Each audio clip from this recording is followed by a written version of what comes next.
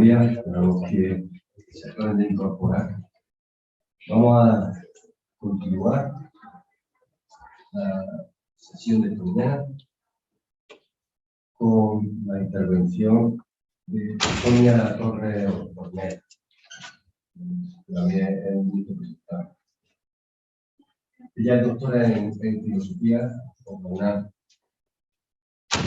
Es catedrática en la Facultad de Humanidades y Ciencias Sociales de la Universidad de La Salle. Realizó estudios de posgrado en la Universidad de Barcelona bajo la dirección de Miguel Moreno.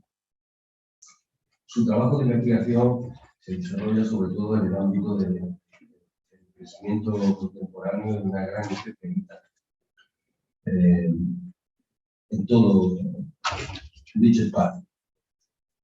Y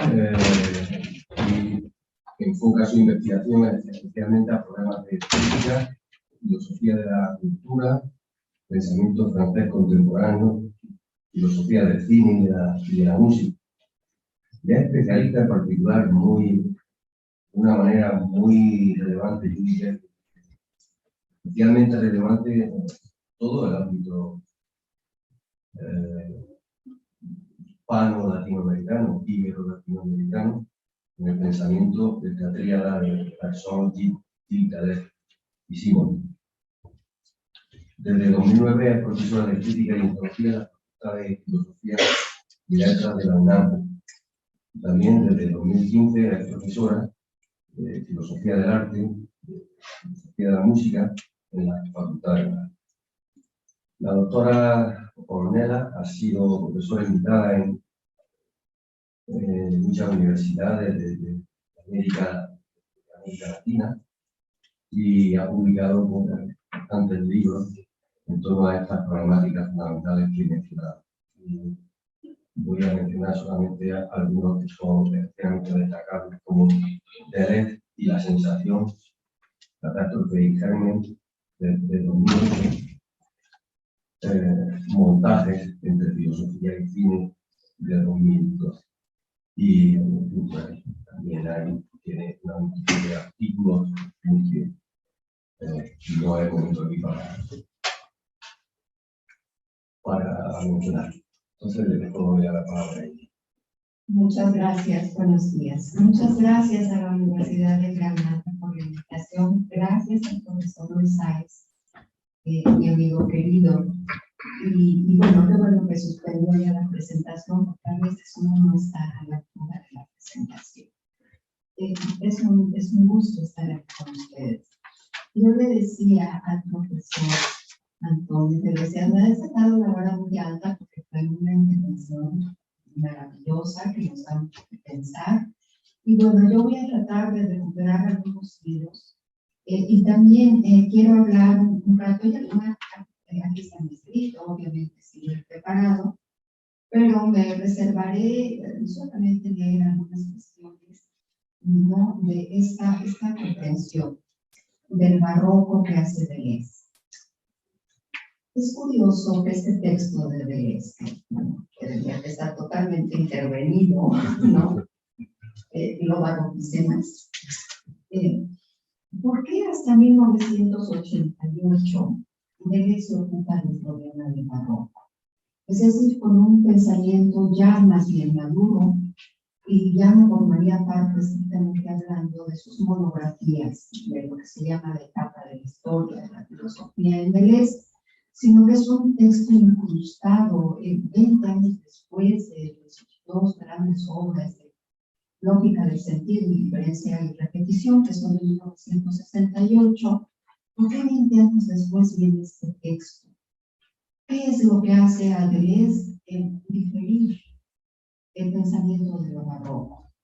Bueno, a mí me parece que todos sus trabajos, incluso los trabajos que hace con Félix Guattari, esta cuestión de abandonar el pensamiento de la representación, fue madurando y fue tomando matices incluso inesperados, y creo que eso es lo que lleva a pensar, a repensar el barroco, las aportaciones del barroco, cómo se puede incrustar el barroco en todo lo que ya habían pensado.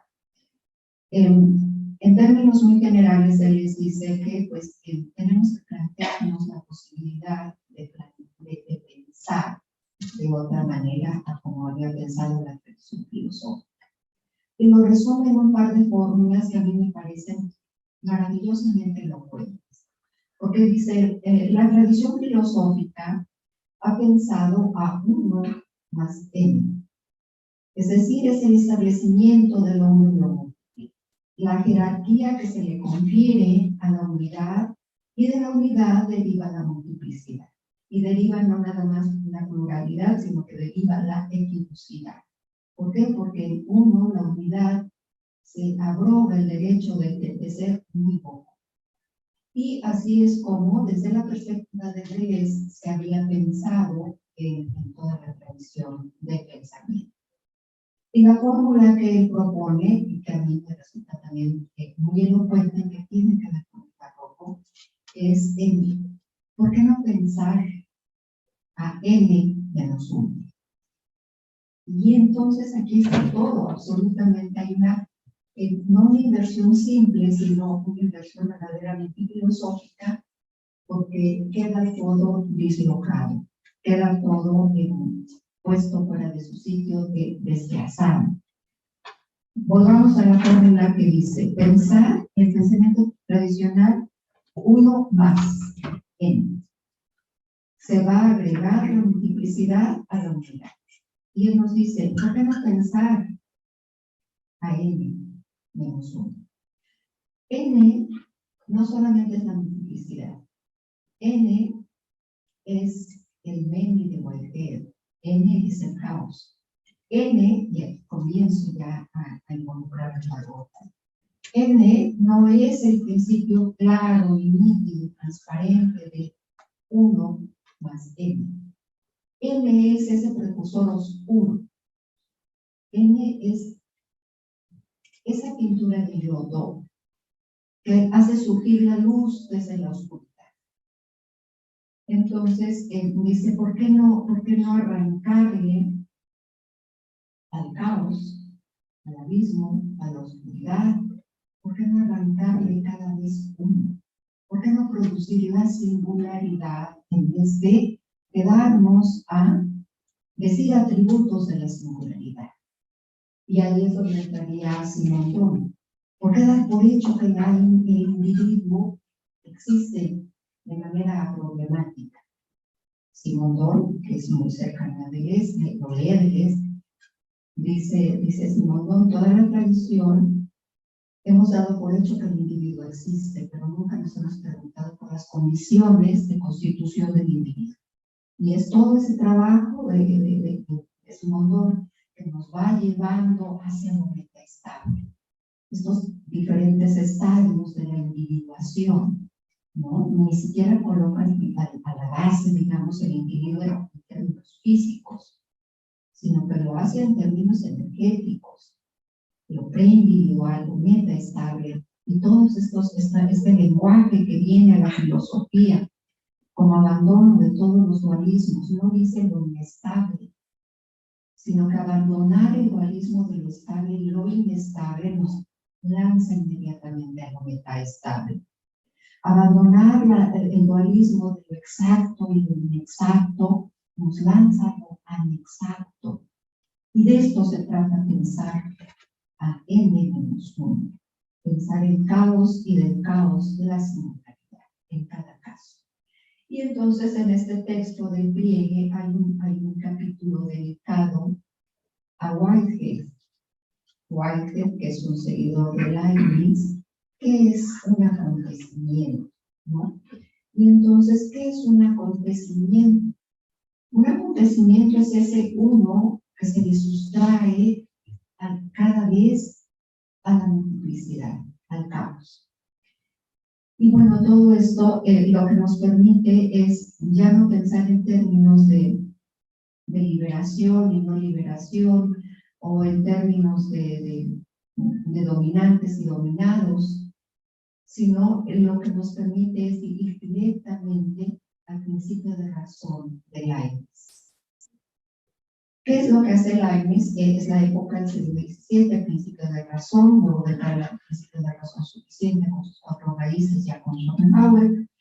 Pero en el siglo XVII, tanto Spinoza como Leibniz están planteándose el principio de razón.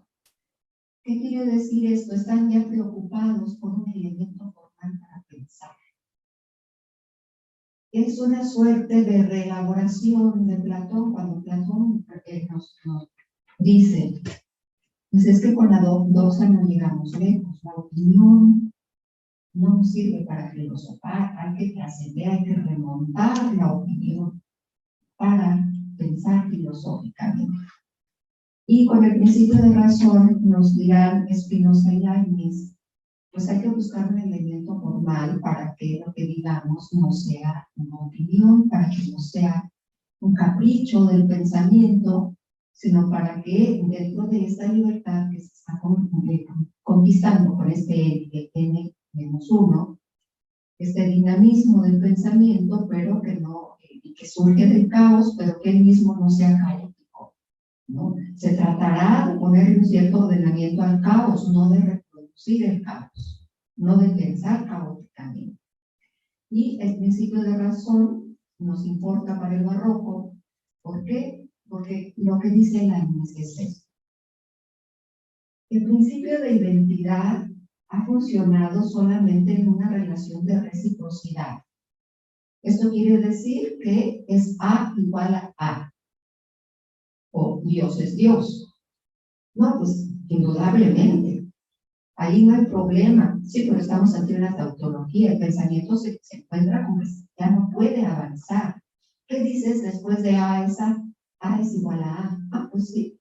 No. Y uno piensa, por ejemplo, en esa cuestión bíblica, ¿no? De cuando le preguntan a Jehová, a Yahvé, ¿quién eres? Y él contesta, soy el que soy. Ah, no, pues sin duda es el que es. ¿Y qué más? Se cierra el pensamiento. Y eso es lo que ve Leibniz. Dice, bueno, el principio de identidad tiene este aspecto de reciprocidad, esta relación de reciprocidad que ya no nos permite avanzar. Y lo que hace Leibniz y rescata de esto, y me parece genial, dice que Leibniz encontró otra relación en el principio de identidad. Y esa otra relación ya no es de reciprocidad, sino que es lo que nos hace comprender toda la filosofía de Leibniz. Es la relación de inherencia. Esto es lo que nos hace comprender a Leibniz. Es decir, vamos desde la epistemología, desde la lógica de Leibniz, hacia su metafísica de las mónadas, porque esto es lo que nos va a permitir comprender el estatuto de la mónada leibniziana. ¿Qué quiere decir la relación de inherencia o de inclusión? Quiere decir ni más ni menos que nos colocamos ya en este mundo, en esta filosofía simbólica. Quiere decir que nos lanza esta ilusión, que es la filosofía y el arte y el pensamiento barroco.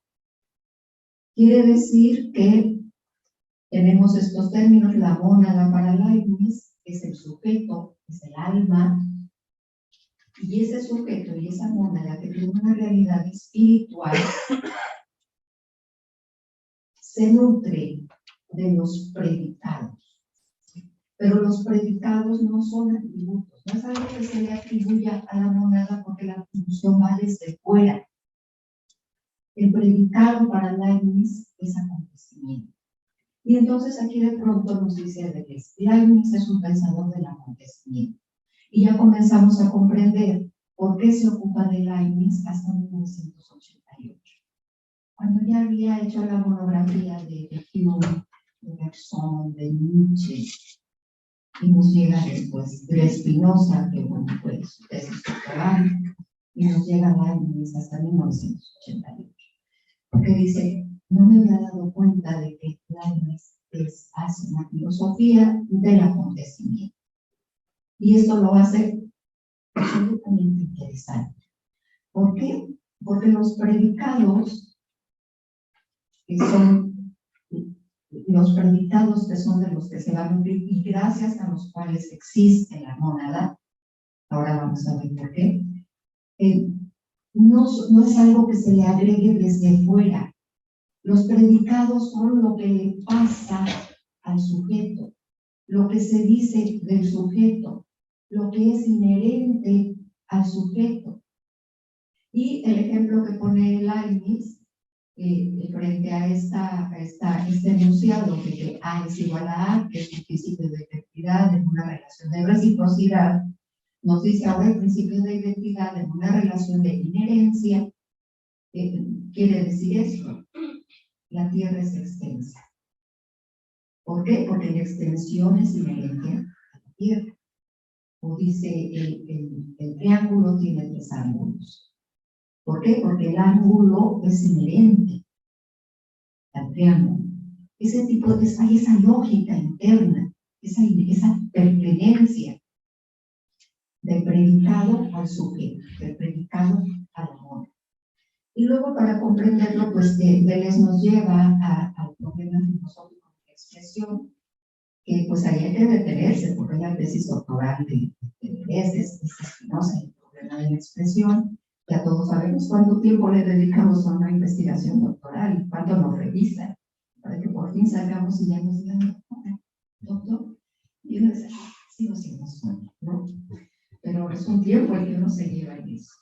Bueno, pues dice Deleuze que Spinoza coloca la expresión allí donde Plotino había puesto la emanación. Y de manera retrospectiva podríamos decir que Plotino inaugura una línea de vocistas que es muy clara con Duns Scotus. Duns Scotus, dice Deleuze, si hay alguna ontología pura, esa es la de Duns Scotus. ¿Por qué? Porque dentro del catolicismo, siendo un sacerdote católico, tiene el atrevimiento de Duns Scotus de decir que un solo concepto de ser es válido para el creador y las criaturas. Y esto, porque es una ontología pura, porque terminamos con las jerarquizaciones de los seres. Que, ontológicamente hablando, todos los seres tienen una igualdad ontológica, una misma dignidad ontológica. Y esa línea la va a prolongar Spinoza cuando plantea el asunto de una sola sustancia a la que ya sabemos llama Dios, y este Dios es naturaleza, la naturaleza en su doble aspecto, naturalizante y naturalizada. Pero lo interesante es que esta sustancia única espinocista es expresiva, se expresa en infinitos atributos. Claro, nuestro intelecto es finito y solamente podemos captar 2 atributos: pensamiento y extensión. Pero Spinoza es muy cuidadoso y dice, no es que nada más haya esos atributos, los atributos son las esencias de Dios, las esencias de la naturaleza. Nuestro intelecto solamente capta 2 atributos. Y esos atributos, a su vez, se expresan en infinitos modos. Nosotros somos modos. ¿Modos de qué? Modos de Dios. Modos de esa sustancia única. Somos expresiones de Dios. Y aquí, para comprender esta inherencia que ya está en Spinoza y luego la expresa Leibniz, es esto: hay una causalidad inmanente en Spinoza. Y una manera rapidísima para comprender una causa inmanente es la relación que mantiene con la trascendencia, con sus desarrollos. Una causalidad trascendente introduce una fisura entre la causa y los efectos. Y además de la fisura, introduce una jerarquización ontológica.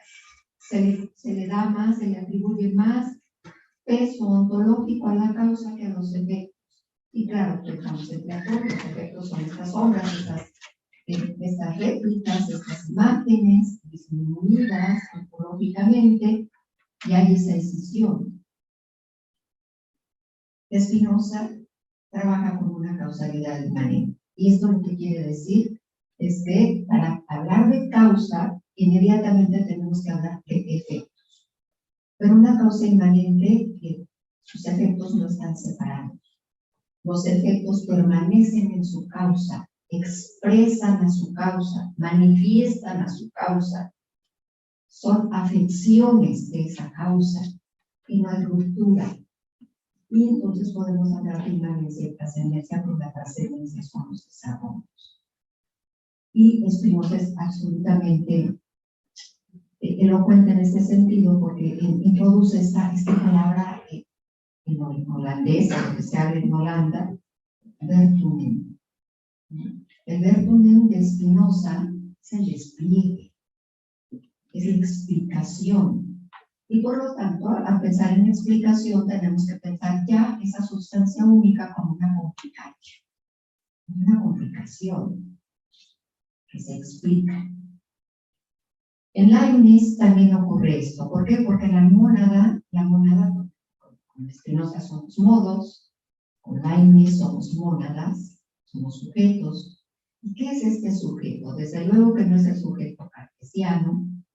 El sujeto en Leibniz, esta realidad virtual en Leibniz, es una perspectiva, es un punto de vista. Todas las mónadas expresan el mundo. Lo expresan cada mónada, cada uno de nosotros expresamos el mundo confusamente. Y solo tenemos sobre el mundo una perspectiva clara. Y esa perspectiva clara es lo que constituye mi subjetividad. ¿Cuál es la perspectiva clara que yo tengo del mundo? Y eso constituye el sujeto, dice Leibniz. Y entonces es el predicado. El predicado es una perspectiva. Lo que le pasa a la mónada, lo que le pasa al mundo, son las perspectivas. Y las perspectivas, vamos al mundo del arte. ¿Qué hace el barroco ante el renacimiento? El renacimiento plantea un punto de fuga, una perspectiva áurea. Todo debe convergir en ese punto donde ya todo queda en fuga, es el punto de fuga, pero hay una sola perspectiva. Viene el barroco y plantea una multiplicidad de perspectivas, porque cada mónada es una perspectiva de un mismo mundo. ¿De qué mundo? El mundo de Leibniz, el mejor de los mundos posibles. Ese es el mundo de Leibniz. ¿Por qué es el mejor de los mundos posibles? Que tanto le criticaron al pobre de Leibniz, ¿no? Con tanta desgracia y tanta penuria y tanta miseria. Ay, señor Leibniz, ¿cómo? O sea, este es el mejor, ¿cómo será el peor? Evidentemente no comprendieron que estaba planteando él. Es el mejor no porque sea el más bonito, ni el más vivible, ni el más habitable. Es el mejor porque son las leyes que han convertido, que han hecho posible que ese mundo exista. Es aquel mundo que Dios llevó a la existencia. Es el mejor porque tiene existencia. Es el mejor porque no está nada más en la mónada. Y ahora yo voy a unas cuestiones de Deleuze, cómo lo lee y cómo se inserta en la propia filosofía. ¿Cuál es esta cuestión? Si el mundo, en su materialidad, en su carácter corporal, existe, y la mónada no existe, más que en los predicados, en las perspectivas. Entonces, ¿cuál es la realidad de la mónada? Y aquí viene toda esta cuestión bergsoniana en Deleuze. Les dice, bueno, aquí está en juego esta virtualidad y esta actualidad, ¿no? La duración bergsoniana, que está obviamente aceptada, la duración de Bergson es a la vez virtual y actual, y hay tanta realidad en lo virtual como en lo actual, no hay una jerarquización, no es que lo virtual sea algo así como la potencia aristotélica, que todavía no es y que por lo tanto tiene una cierta carencia de ser, porque el ser es apto para Aristóteles. Para Bergson es virtual y sin embargo absolutamente real. Es un aspecto de la duración. Y la tonalidad propia de lo virtual, de la duración virtual, de su aspecto virtual, es actualizarse. Y bueno, eso cuando pasa de filosofía de Deleuze dice, bueno, lo virtual no existe. Porque además ahí concurre también toda esta lógica estoica, este materialismo estoico en la lógica del sentido de Deleuze. Y entonces ahí el estoicismo en Deleuze nos viene a decir que lo único que existe son los cuerpos, que los cuerpos son las causas reales.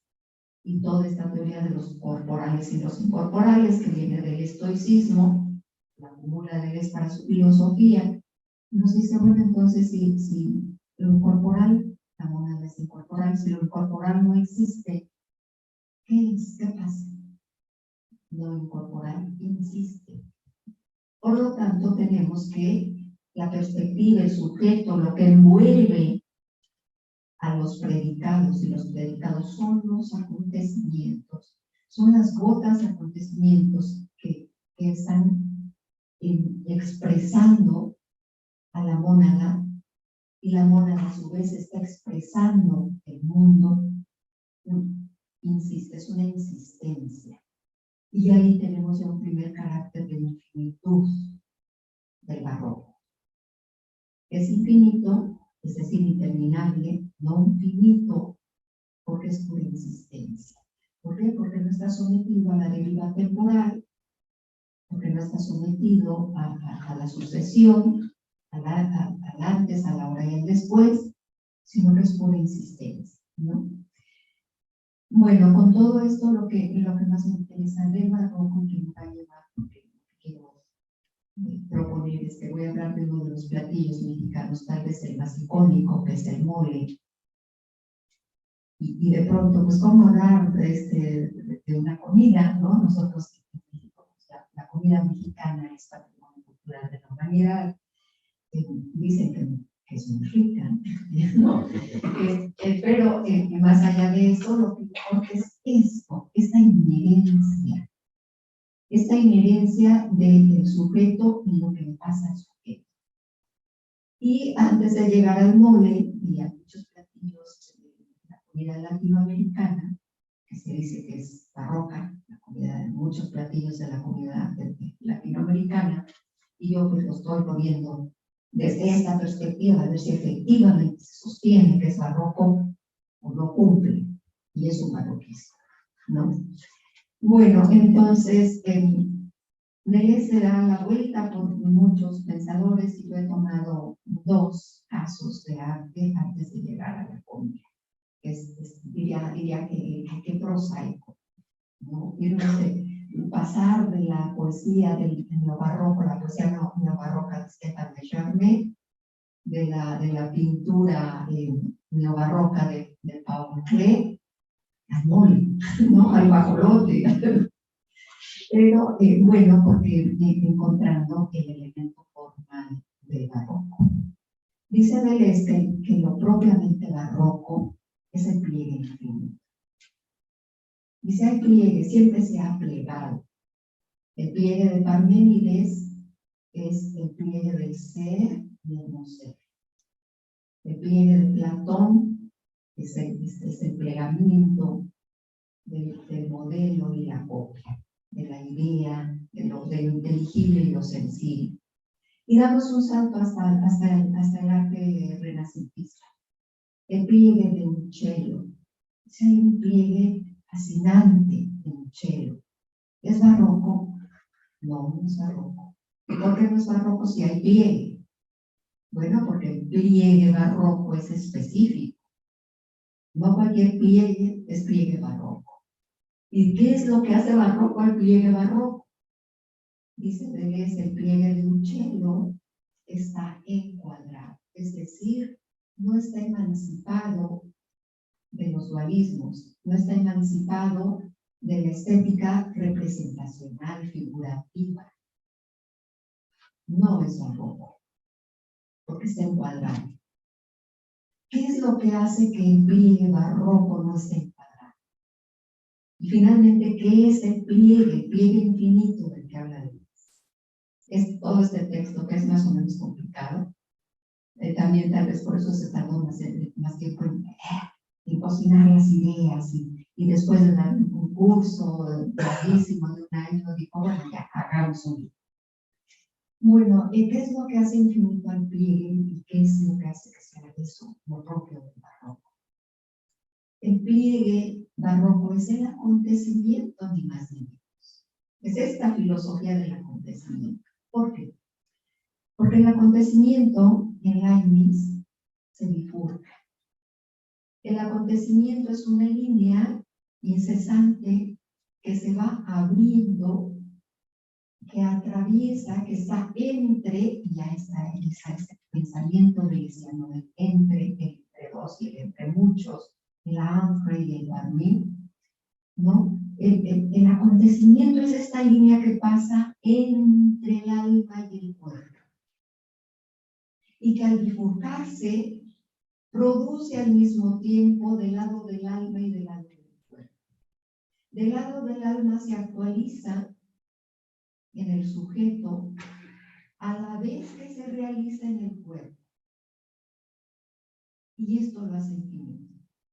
¿Por qué? Porque siempre va a estar esta cuestión inseparable y es la armonía la inicial. Si el alma y el cuerpo están en armonía es porque las atraviesa el acontecimiento, que por un lado se actualiza y por el otro lado se realiza. Pero no hemos hablado del cuerpo. Tengo que hablar del cuerpo para llegar al cuerpo mole, ¿no? Que es absolutamente material. ¿Qué es tener un cuerpo? ¿Qué significa tener un cuerpo para Leibniz? ¿De dónde viene el cuerpo? ¿Cuál es el estatuto del cuerpo? La filosofía tradicional nos diría que puesto que la mónada somos mónadas y la mónada es un recinto cerrado, es un recinto oscuro, que no tiene ninguna abertura hacia la exterioridad y que por lo tanto, pues, ¿qué es lo que hace la mónada? Y dice Leibniz, la mónada está oscura, pero lo propio de la mónada es un principio primero, es una materia prima. ¿Por qué? Porque la mónada ahí coloca Leibniz la espontaneidad. Lo propio de la mónada es la espontaneidad, es decir, la actividad, la libertad. Es un principio activo, es un principio. Yo de inmediato pienso en los estoicos, ¿no? Como los estoicos piensan en la alma, piensan la cuestión de, sí, el alma. Y dicen, bueno, el cuerpo, el alma está en el cuerpo, pero el alma es a la vez activa y pasiva, y el alma es neuma para los estoicos, es movimiento. Y hay pasividad, hay algo que recibe esa actividad. Y en Leibniz aparece también esto. La mónada, el sujeto, esa interioridad, ese recinto cerrado, ¿no? Le dice Deleuze, esa caja de resonancias, que es la mónada. ¿Y por qué dice ese salón musical que es la mónada? ¿Por qué un salón musical? Porque la mónada traslada a signo, traslada a musicalidad los movimientos del cuerpo, los traduce, los registra como musicalidad lo que es solamente movimiento. Entonces, ¿de dónde viene el cuerpo para Leibniz? Decíamos, la filosofía clásica diría que porque tenemos esa región oscura, porque tenemos cuerpo. La materia opaca. No permite que la racionalidad sea pura luz, sino que tiene esa cosa que interrumpe, que opaca. Y no, en Leibniz es al revés. El cuerpo deriva de la mónada. ¿Por qué? Porque la mónada tiene esta realidad espiritual, esta realidad virtual, pero como está en medio de la mónada, al borde de la mónada, está el acontecimiento. La mónada no existe sin los predicados que la expresan. El acontecimiento necesita un cuerpo donde realizarse. Se actualiza en la mónada, pero el cuerpo surge por necesidad, dice Leibniz. Esto es así como, no complicadísimo en Leibniz, porque el acontecimiento necesita un cuerpo en donde realizarse. El cuerpo no realiza, el cuerpo es en donde el acontecimiento se realiza. Y bueno, realmente para comprender esto de la esto puedo pasar inmediatamente a Deleuze, que es finalmente la lectura de Deleuze. En su lógica del sentido, dice Deleuze que el acontecimiento es ideal, pero también es real, ¿no? La lógica del sentido se ocupa, o es la lógica para pensar filosóficamente. Esto tiene que ver con lo que habla con Guattari en la universidad. En Deleuze quiere decir esto: un solo pensamiento que se expresa en diversos modos. Los tres modos principales son filosofía, ciencia y arte. Lo que hay de común en estos tres modos del pensamiento es que la creatividad. Tradicionalmente se había dicho que solo el arte es creativo, y Deleuze dice: la filosofía crea, la ciencia crea, y el arte crea, pero crean productos diferentes. La filosofía crea conceptos, la ciencia crea funciones, oposiciones, y el arte crea sensaciones. Pero lo que tienen en común es que son creativas, ¿no? Y entonces lo vinculo con Leibniz porque dice, bueno, el acontecimiento es ideal, pero también es real. En esta bifurcación, este doble aspecto. Para pensar filosóficamente, se piensa con el aspecto ideal del acontecimiento. La filosofía es teórica, es teoría, es pensamiento, es especulativa, es insistencia pura. Y la parte, digamos, el aspecto real del acontecimiento se va hacia el arte. El arte necesita cuerpo. Cuando pensamos en ese trabajo maravilloso de la lógica de la sensación, a propósito particularmente de la pintura de Francis Bacon, pues se necesita ese cuerpo, se necesita ese maderamen para que la figura surja en el lienzo o la superficie donde se pinte, ¿no? Entonces ahí se vincula con lo que está diciendo de Leibniz. Es el acontecimiento el que necesita un cuerpo para realizarse, porque el acontecimiento se realiza en el cuerpo y se actualiza en el pensamiento. Y Deleuze lo distribuye de esta manera: los pliegues en el alma y los repliegues de la materia. Y esta preposición, este cambio de él y de, lo que nos dice es que los repliegues de la materia son la textura del mundo. Y nos va llevando por ahí. Bueno, ya yo estoy viendo aquí para accederme, entonces si me permiten me voy. Vean, todos hacemos esto. En la mañana todavía poniendo anotaciones que ni les hago caso, ¿verdad? Pero bueno, esta cuestión, todo a margen, no importa. Uno piensa una cosa, escribe otra y dice. No, entonces yo me voy, si les parece bien, a esto que sí quiero leer, porque pues es, digamos, como esta lectura ya no de Deleuze, sino de nuestro México, de nuestra América fragmentada, ese mosaico, ese maestrario de culturas, de comidas, de pensamientos, de estilos de existencia, esa maravilla que es América Latina, que a mí me da un gusto enorme ser latinoamericana, ¿no? Y entonces esto, si me permiten, es breve, no nos quiero agobiar. Le puse el mole, platillo barroco. Los cuerpos interactúan entre sí. Esto nos lo enseña Leibniz, dice, los cuerpos interactúan entre sí porque son partes extrapartes. Es decir, son materiales y no caben dos cuerpos. Yo hago esto y esto es un cuerpo contra otro cuerpo. Y cuando si le doy un sorbo al agua, el cuerpo agua va a afectar, el cuerpo soya, que le dicen soya. ¿No? Entonces los cuerpos interactúan entre sí porque son exteriores los unos de los otros. Un cuerpo caramelo me está afectando. Es que me regalaron un dulce y ahí se va disolviendo poco a poco y va soltando sus aromas y ustedes es algo. Bueno, son partes extrapartes que se afectan incesantemente. plantear la pregunta: ¿el mole es realmente un platillo barroco, como se dice? Por lo menos se dice a partir de su estirpe de mestizaje.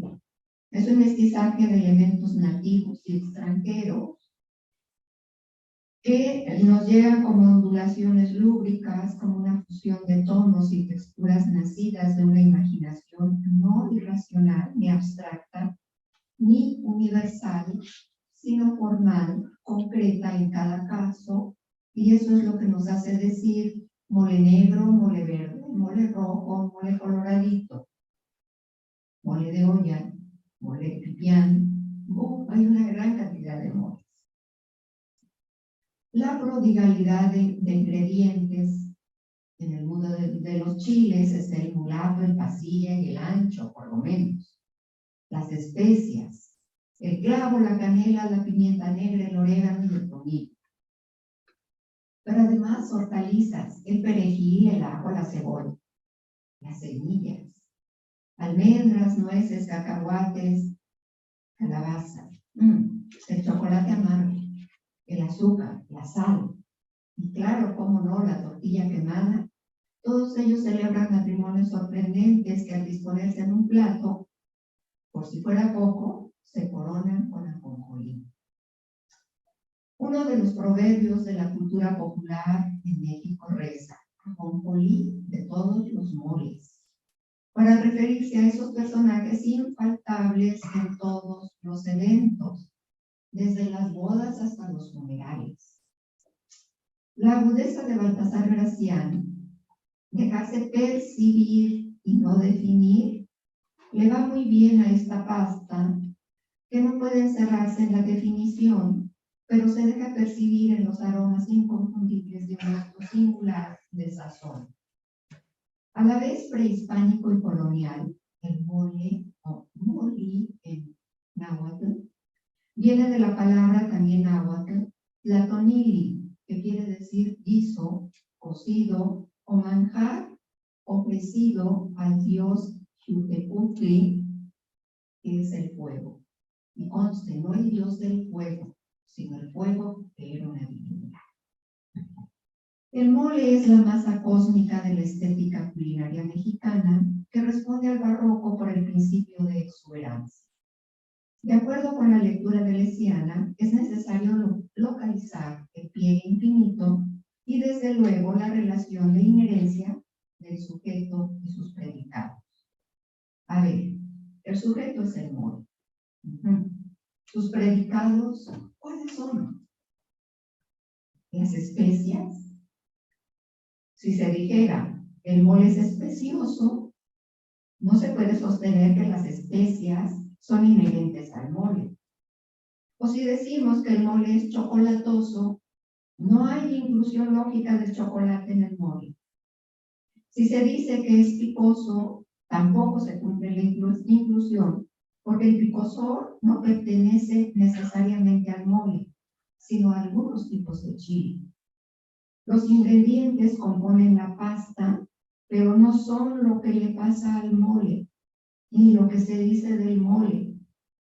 Del mole se dicen muchas cosas. Por ejemplo, que es sabroso. Pero lo sabroso es inherente al mole. No lo es en sentido lógico. También se dice que es aromático. ¿Lo aromático es lógica o necesariamente inherente al mole? No. Parece que no es posible establecer el pliegue infinito, la línea entre que se actualiza por un lado y se realiza por el otro en rigurosa simultaneidad. Según Alejo Carpentier, el barroco no es un estilo en la historia de las artes, es más bien un espíritu que se opone al academicismo. Tal vez pueda decirse que el espíritu del mole es justamente el de transgresión, pero lástima, tampoco se puede decir. Porque según la leyenda, el mole surgió por una torpeza y surgió fortuitamente. No, la torpeza fue la de un cocinero. Se dice que iban a recibir a un obispo en el convento de Santa Clara, en la ciudad de Puebla, en México, y que pues todas las monjas estaban así queriendo agradar al obispo, ya saben, esa cosa tan bonita del humano, ¿no? De querer ser bonitos, de agradar al otro. Y que ya tenían un platillo ya con unas exquisiteces, y uno de los ayudantes, pero que trae la canasta de los ingredientes, y anda con una gran canasta sobre la cabeza, se ponen los indígenas, suelen ponerse aquí una corona hecha de un textil para colocarse una canasta encima y tener las manos libres, y tal vez volar a ras del suelo, ¿no? Lavar las manos ahí, haciendo el equilibrio. Y pues por torpeza se le cae la canasta con todos los ingredientes que llevaba y cae sobre la cazuela que ya estaba preparada con tantas vegetales. ¿Y qué creen? En media hora llegaba el obispo y las monjas del convento. ¿Y ahora qué hacemos? Y la madre superiora, que pues por algo era superiora, ¿no? Y que pues hay que disimular y que me huelen todo lo que había caído. Y desde ya sirvieron eso, ya rogándole a Dios que agradara al obispo. Y bueno, pues ahí entre rezando y sirviendo el mole como la coquetería de ¿qué le ponemos? Pues ajonjolí, para que sea como un camino de santos inocentes, o a ver qué. Y entonces sirven y resulta que agradó enormemente ese plato. No, claro, como todos quedaron muy satisfechos, ahí van sobre pobre torpe. A ver, pero ahora me vas a decir qué traías en la cabeza. Porque tenemos que hacerlo ya una receta. Esto lo tenemos que hacer recetaría. Se dice que así nació. En fin, toda que no hubiese sido una transgresión, fue una tontería. Se coló el azar. Ahí se les fue el azar.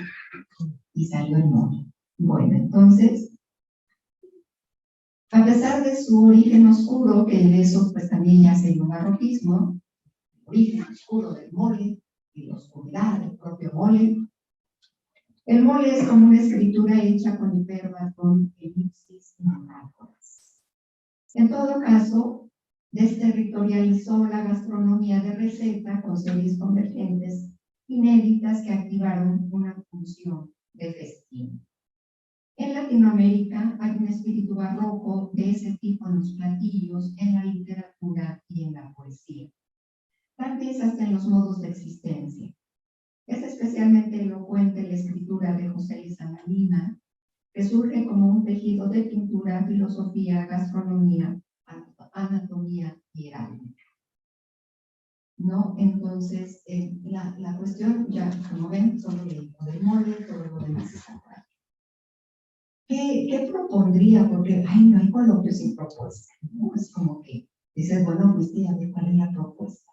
Pues miren, la verdad es que compré unas bolsas de mole, pero que se me han quedado. Así es de que esa propuesta la tachamos, ¿no? ¿Qué proponemos? Proponemos que toda esta cuestión de pensar nuestra actualidad, la filosofía tiene siempre que poner un pie en donde estamos, no importa de dónde venga.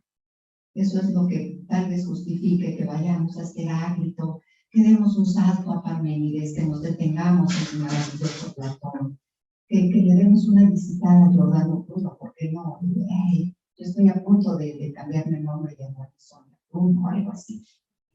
¿No? Pero necesitamos poner un pie en el aquí y el ahora, en lo que nos duele hoy. ¿Qué nos duele? Pues nos duele el mundo, lo que nos estaba hablando Antonio. Nos duele lo que está pasando, nos duele y nos preocupa enormemente. Porque la propuesta es, ¿por qué no pensamos otra vez de manera barroca? ¿Por qué no recuperamos ese espacio óptico puro del barroco? Esa inclusión, esa inherencia de lo puro expresado en sus expresiones. Esa vivir lo que nos pasa, lo que se dice de nosotros, afirmarlo. Y les diría, tener en cuenta que si seguimos pensando en que los déspotas están por un lado y que los no déspotas por otro, no vamos a llegar lejos.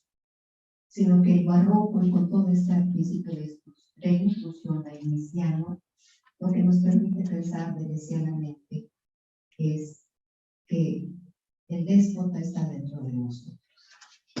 El déspota es esa pulsión de moralidad que está siempre amenazando a lo molecular. Y que entonces el trabajo que tenemos es ingente, porque tenemos que trabajar porque más molecularidades afloren y que más modalidades estén acechadas por lo molecular, ¿no? A mí lo que escribe Deleuze al inicio de Crítica y Clínica me parece particularmente conmovedor. Este texto de Crítica y Clínica, que está dedicado al problema de escribir, dice esto: se escribe desde la vergüenza de ser humano. ¿Qué mayor razón para escribir que desde la vergüenza de ser humano? Entonces, no seguir pensando que los malos son otros.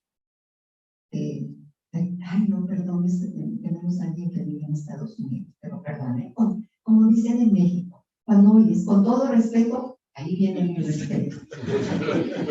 Con todo respeto. No pensar que el señor Biden es el monstruo, es el mal, sino reconocer al Biden de todos ciudadanos.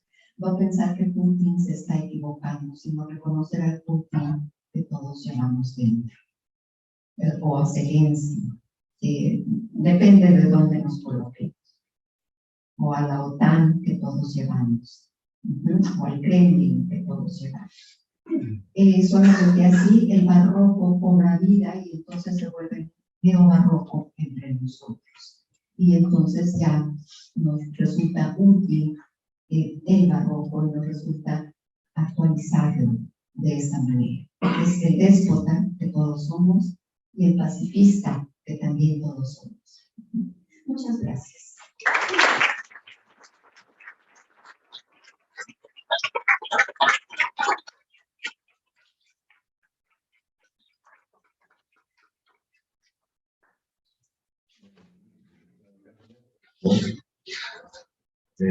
Hay un pozo de misterio también bajo todo lo que han dicho, y quizás valga la pena terminar aquí haciendo preguntas, ¿no? Así que si alguien quiere intervenir. Ay, sí, platican conmigo. Bueno, mientras alguien podría yo preguntar. Entonces, tú quieres decir que el more no es barroco. De acuerdo con esto, no es barroco, es un barroquismo y voy a decir esta cuestión. Barroquismo en el sentido que se exalta un solo rasgo del barroco, que es la exuberancia, lo abigarrado, la concurrencia de elementos heterogéneos. Pero lo platicamos con Deleuze, que es un pensador que defiende el humanismo filosófico, está siempre siendo cuidadoso de que no se nos vaya, que no caigamos en el que todo se vaya, ¿no? Y el elemento formal, el elemento formal, dice Deleuze, del barroco, es este devenir expresivo de la materia, una expresión. El elemento formal del barroco es la expresión.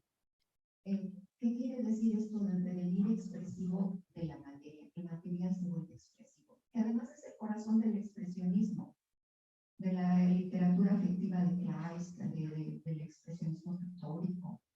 ¿No? ¿Qué quiere decir esto? Que la materia, toda la materia se vuelve expresiva. Pues quiere decir, yéndonos a Leibniz, que el cuerpo es expresión de la mónada, que la mónada se expresa a través del cuerpo, que los predicados se realizan en el cuerpo, se actualizan en el sujeto, pero se realizan, toman vida en el cuerpo. Y ahí la materia, el cuerpo no es otra cosa más que la expresión de la mónada. Es eso lo que quiere decir que toda la materia se vuelve expresiva. Y es cuando ya podemos hablar, ya junto con Deleuze, cuando dice, a propósito de la pintura de Francis Bacon, estos cuadros que tiene sobre el Papa Inocencio X, este grito del Papa, el grito incluso sin el Papa, el grito sin el cuerpo, porque el grito es el afecto, es la expresión de la mónada papa, la mónada del papa, ¿no? El sujeto papa. Entonces, la expresión es el afecto, esa es la idea que no, como el amor es un afecto. Y ahí pues yo voy a decirlo con Heidegger, ¿no? El amor ya nos estaba esperando cuando hemos sido arrojados al mundo. ¿Qué hacemos con el amor?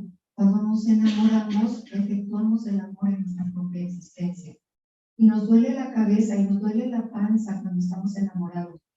Y si descubrimos una infidelidad, duelen las articulaciones. Dices, ay, se está efectuando el amor en el cuerpo. Pero el amor como afecto es impasible, es eterno, es ideal. Entonces, es ahí hacia donde nos lleva todo esto. Y es la pertinencia del barroco y lo que ahora estamos llamando neobarroco. ¿Le contesté? Sí, casi. Si me permiten. Entonces, el barroco también, lo que haría según eso, sería intentar lograr, ¿no? Que la materia, que aquello que piensa, ¿no? Incorpore de un modo inherente a acontecimiento. Que no simplemente mezcle materias, sino que si mezcla materias, pues que esas materias expresen el acontecimiento, ¿no? Se juega con el acontecimiento, ¿no?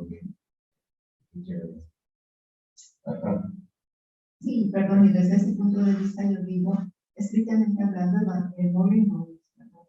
Le falta ese pliegue infinito, ese acontecimiento que se va a actualizar en una mónada y se va a realizar en un cuerpo, porque lo que es el mole, la comida latinoamericana, que se llama, que es muy fácil decir, ay, es barroca, la comida, no, incluso no llega a decir, para las personas que están así como muy lentas, ¿no? Corporalmente, ya de una manera eufemística hasta se les dice, pues barroco. Y entonces qué lindo, porque ya uno no es gordo, es barroco. Es un barroquismo, es un rasgo. Pues ya una nada más y ya está. ¿Podrías poner un ejemplo entonces de barroco, del mismo barroco o neobarroco? Sí, desde luego. Bueno, yo hablé de los dos, hablo de muchos ejemplos en este texto, pero tengo aquí la elaboración de Decouvre, por ejemplo, en el poema Herodias de Stephen Mallarmé. Además, es una cosa muy linda, que escribo y luego hablo feo. Pero esa cuestión de una tirada de dados en el camino, ¿no? Porque una tirada de dados, la cifra que cae es el mejor de los cada cifra que cae es el mundo que se afirma, es la convergencia, ¿no? Y en Herodias, y en la segunda versión de Herodias de Mallarmé, queda inconcluso porque muere Mallarmé cuando lo está escribiendo. Con una distancia de muchos años entre Herodias primero y Herodias cuando pesca la muerte. ¿Por qué? Porque esto sí sería ejemplo de neobarroco. Porque la escritura de Herodias, en particular, más que de una tirada de dados, se va desplegando como un abanico y se va moviendo. Ese abanico va haciendo aire. Y entonces el aire mismo es una insistencia, ese movimiento de cómo logra abrir el Herodias de Mallarmé. Hacia un lado es el viento, que es la actualización espiritual en la mónada espiritual, y la realización, porque si yo agito esto, agito un abanico, efectivamente hay una sensibilidad, una sensación, algo que se efectúa en el cuerpo, ¿no? Y en el caso de Mallarmé. En el caso de Paul Klee, bueno, Paul Klee, en su teoría del arte moderno, tiene un principio que es maravilloso, que es el punto bis. Y este punto bis que Paul Klee explica en términos de nuevo, una cuestión espermática, que todo surge desde ese punto gris, Ese punto gris es la mónada leibniziana. ¿No? Hay esta cuestión, esta irradiación. Todos los colores surgen del punto gris en cualquier, porque dice, no es ni negro ni blanco, sino que es negro y blanco a la vez. No es ni alto ni bajo, es alto y bajo a la vez. Y yo ahí pues lo puedo leer junto a Maurice Blanchot, el Euter de Blanchot, la neutralidad blanchotiana. No ni negro ni blanco, sino negro y blanco. No nos está dando ya esa concepción del claroscuro, sino de un gris, y que luego si yo por ejemplo lo llevo al cine, esas tonalidades opacas, esos en el cine de Tarkovsky, de todos los colores en el cine de Tarkovsky están como pasados por este velo de opacidad, ¿no? Por esta cuestión de que es el expresionismo. Y él dice, bueno, pues empieza los colores en términos de valores de temperatura, lo cálido o frío, pero a cada uno le va haciendo esa operación, ni cálido ni frío, sino cálido y frío a la vez. Y todo esto, pues es otra manera de decir esto que yo libremente me permití decir, pues nosotros ni fascistas, ni Biden y la Madre Teresa de Calcuta, sino Biden y la Madre Teresa de Calcuta a la vez, ¿no? A veces asoma la Madre Teresa de Calcuta, a veces asoma el déspota, a veces asoma el libertario, el revolucionario. Eso es, me parece, lo que nos rescata de esto, de dejar de pensar como estos términos autónomos entre sí, sino sin perder su diferencia, son inseparables, son coexistentes. Y pues eso libera el pensamiento de los dualismos y de los desarrollos finales. Pensar el ente. Pensar el ente, intersticio, sí, intermezzo, que utiliza ese término. Gracias, ahora sí que entendí. Es muy interesante. Bueno, entonces. Bien, muchísimas gracias por tan magnífica exposición. Con vuestra terminología tan linda exposición entre el texto y el lenguaje corporal. Así que te diría que mucho tiempo la ponencia que he oído. Bien, manifiesto algunas cuestiones que además suscitadas de nuevo por posición de la Irving Van Moden, ese recorrido tan magnífico. Un par de cosas. Por una parte, además, el otro día me encontré también en un texto de Álvarez Solís, que vendrá también a tener una ponencia de la Argentina, mañana creo, según el horario, en su filosofía de la apariencia. Pues sí, subrayaba en algún momento que no hay que reducir el barroco al catolicismo, pero el barroco no se explica sin el catolicismo. Claro, podemos hacer unas traslaciones de esto. Por ejemplo, cuando en mi caso he trabajado con Spinoza, tratando de leerlo como autor, no solo en el barroco, sino también como un vector barroco, para que lo menciones, relación, contraste, relación con Leibniz. Bueno, en mi caso, aún leía Spinoza eso, como judío marrano, de ida y vuelta, ¿no? Pero luego nos encontramos con Leibniz en manos con el texto de Deleuze, un alemán, y nos resulta muy chocante. Es verdad que, no, claro, significa esta decisión que has hecho, que, bueno, añade mucha mayor claridad y de todo, y expresividad al mismo texto de Deleuze. Sí, pues, claro, la pregunta es, ¿cómo es la vinculación del barroco a una tradición cultural? Ya no solo en términos religiosos, sino al latín, a este lado del Atlántico de allá. Porque también ser en algunos momentos, ¿qué hacemos en términos de universalización con el barroco? Hablamos del barroco, encontramos la manifestación del barroco. Acaba de citar por Clare, también centroeuropeo, del expresionismo. Bueno, luego nos acercamos al barroco alemán cuando habla de él, Walter Benjamin en su obra.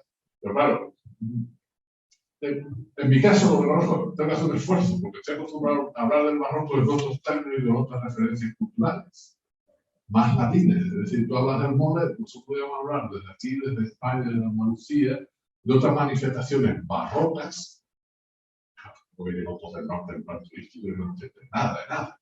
No tienen claves interpretativas. También es verdad que maltratamos nuestra propia tradición.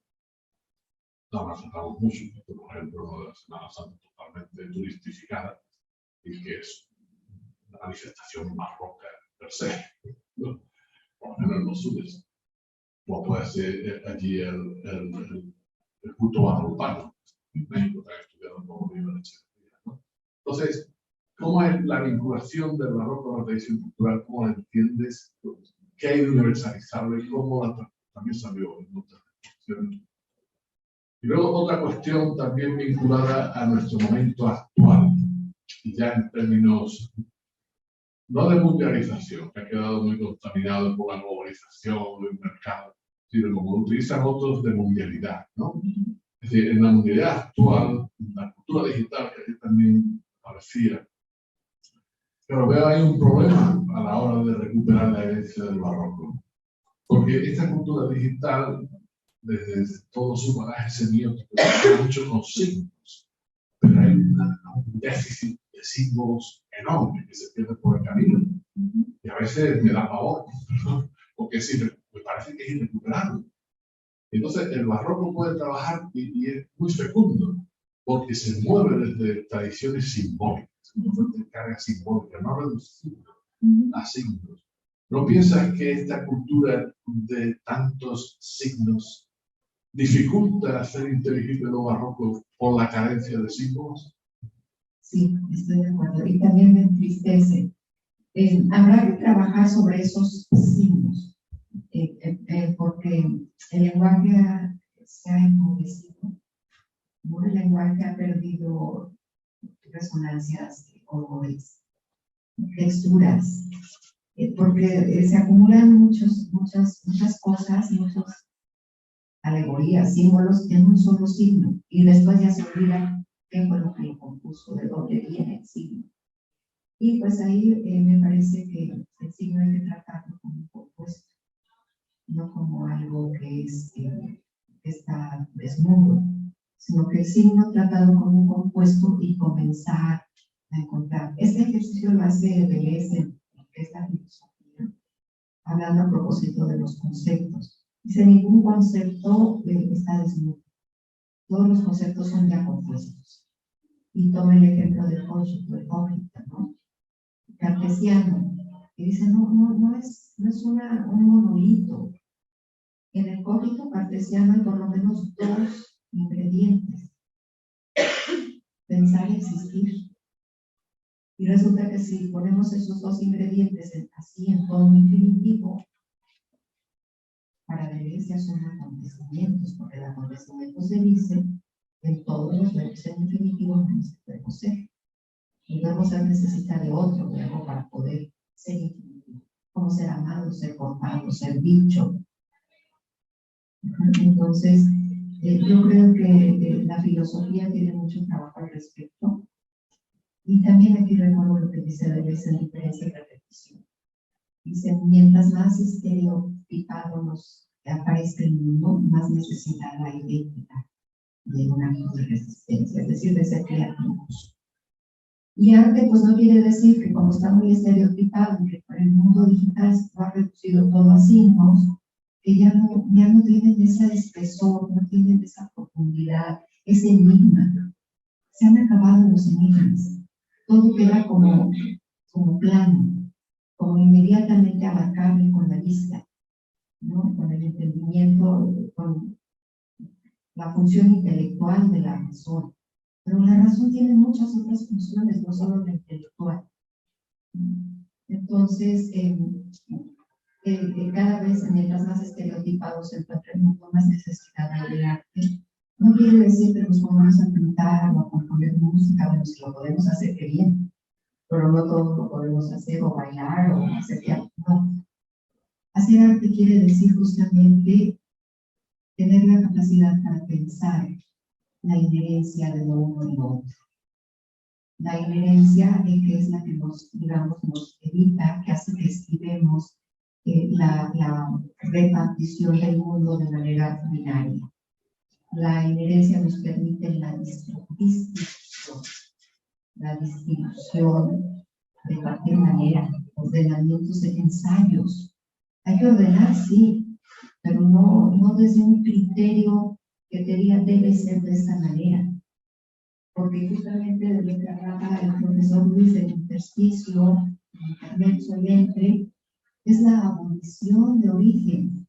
Y cuando el origen, el principio queda abolido, inmediatamente desaparecen telos. Sin origen y sin telos, tenemos una gran responsabilidad. No quiere decir que ya se cayó todo, no. Tenemos más trabajo. Tenemos más trabajo que cuando se plantea, yo pienso en la metafísica de Aristóteles, cuando en el libro primero dice que todos los hombres por naturaleza, se dice, por naturaleza, quieren conocer, quieren saber. Y entonces, bueno, ¿cómo se cumple esa exigencia por naturaleza en el hombre?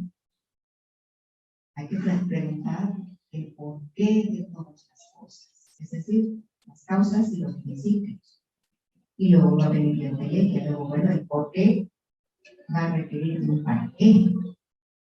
Y estás encuadrando el pensamiento, que es muy difícil, no te explicas, no te lo bebes, te lo apropias, y es complicado, te puede llevar toda una vida más o menos comprender a Aristóteles, y más o menos hacer lo tuyo.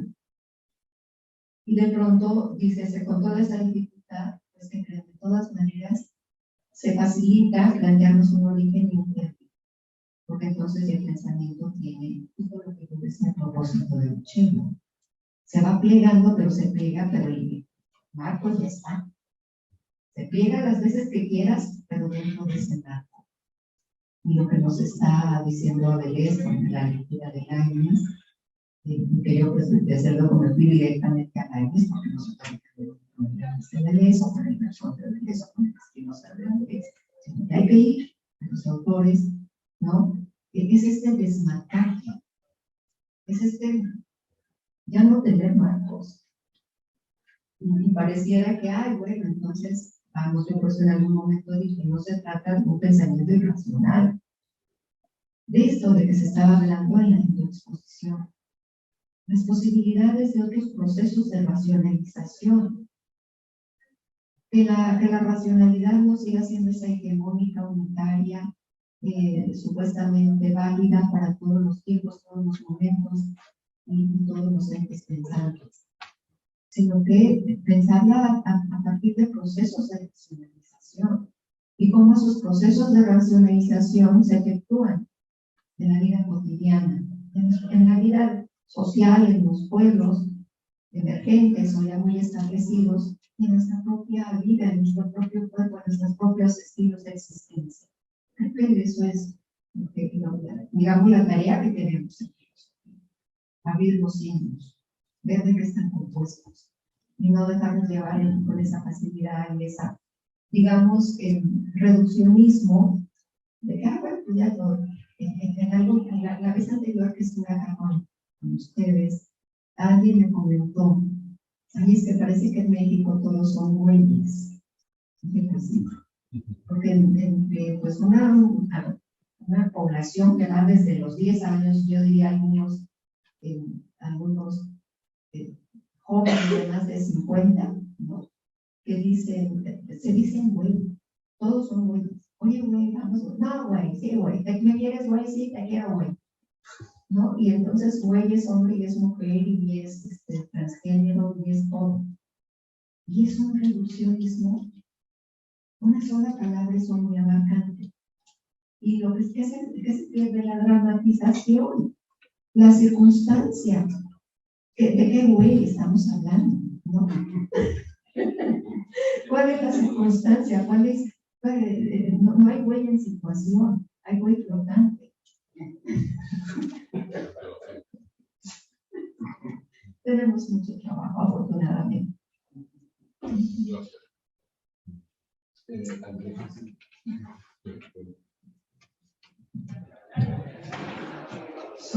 Muchas gracias por el ponente, muy inspirador.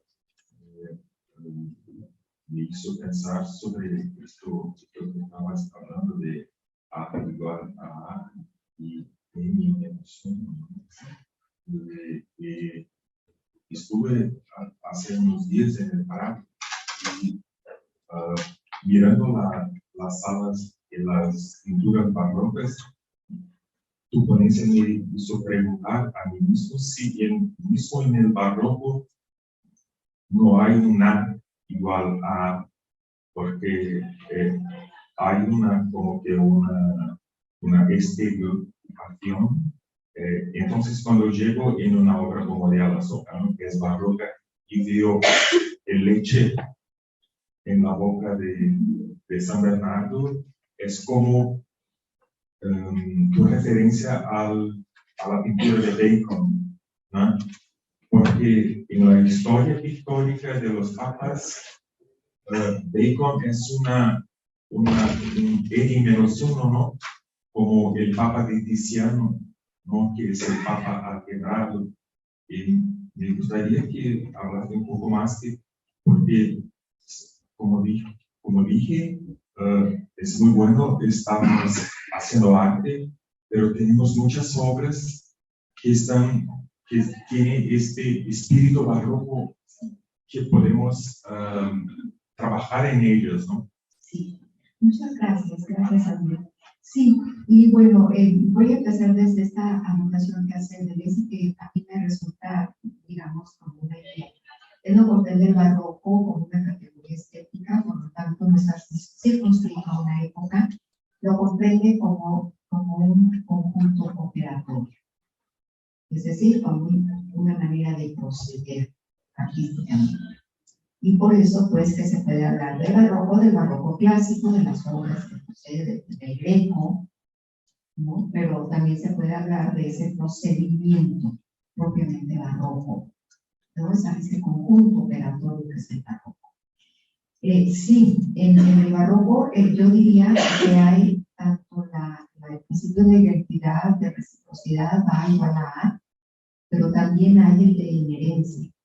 Y esta inherencia, no sé, en el Entierro del Conde de Orgaz, por ejemplo, está toda esta multiplicidad, en el extinta una casita barroca, el piso de arriba y el piso de abajo, ¿no? El piso de abajo tiene 5 aberturas, que son una puerta y 4 ventanas, que son los sentidos corporales, son los que comunican al exterior.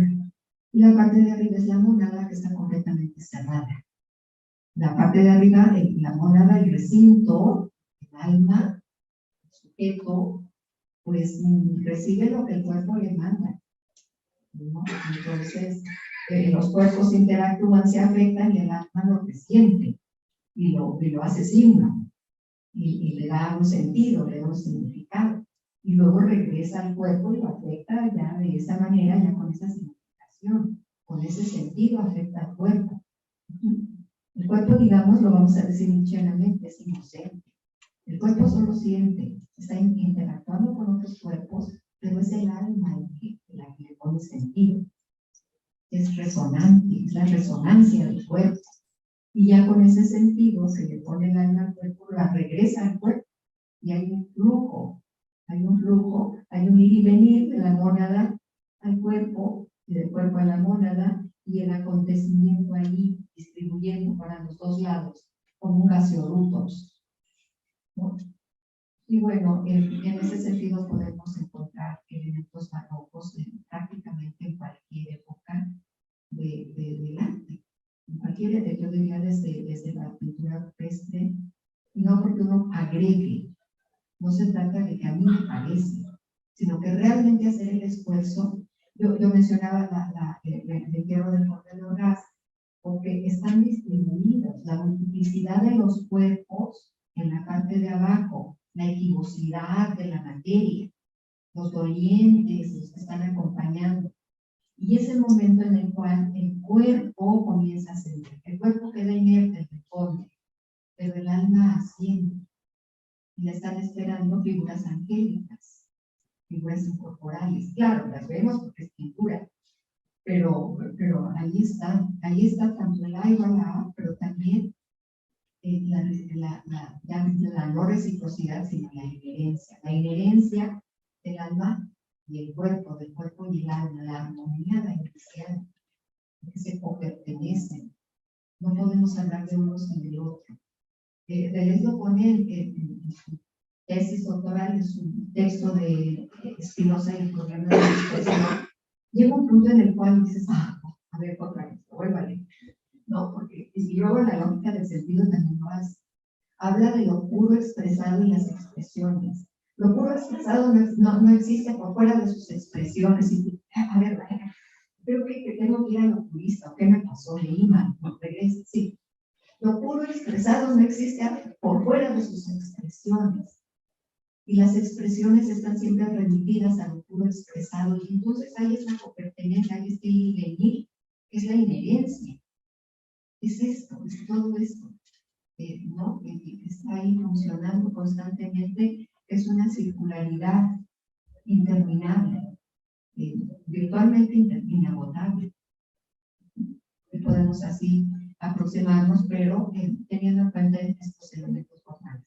Esto yo tengo muchos años leyendo a Deleuze, ¿no? Leyendo, tengo 15 años como Deleuze. Entonces, pues me resulta inspirador y bueno, pues uno se deja guiar, ni modo. Aquí entre nos yo no me dejé guiar. Cuando leí la primera vez a Deleuze, ay, este tipo piensa igual que yo.